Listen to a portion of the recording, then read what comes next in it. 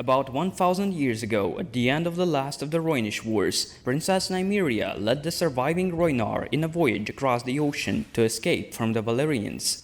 They did not immediately arrive in Dorne, as it is told in many stories.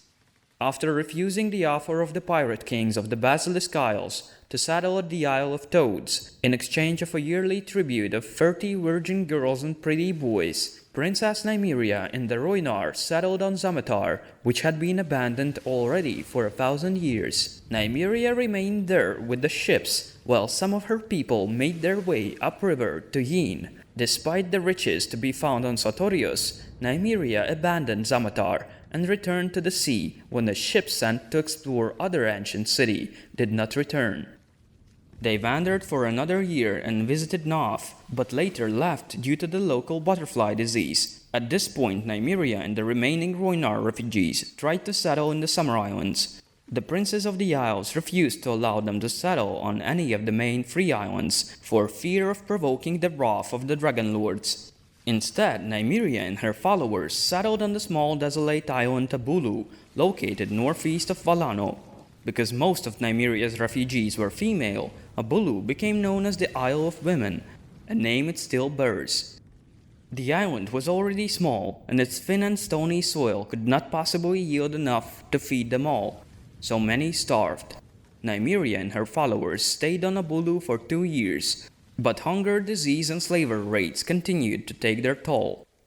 Ultimately, she chose to set out once again with her people to find a new home, and sailing north, they landed in Dorne.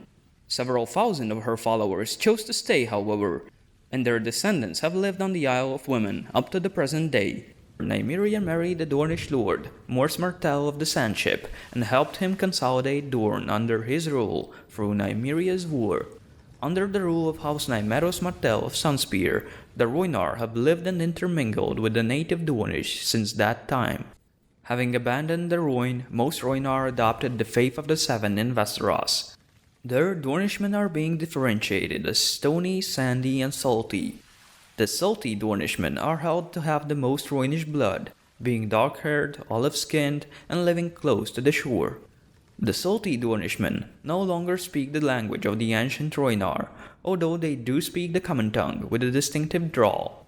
Some descendants of the Rhoynar, though, did not assimilate and continued to practice the traditions of their ancestors. Called the Orphans of the Green Blood, these individuals live on rafts along the river Greenblood and consider themselves orphaned from their mother Rhoyne. They are of pure Rhoynar blood and still speak the Rhoynish language in secret.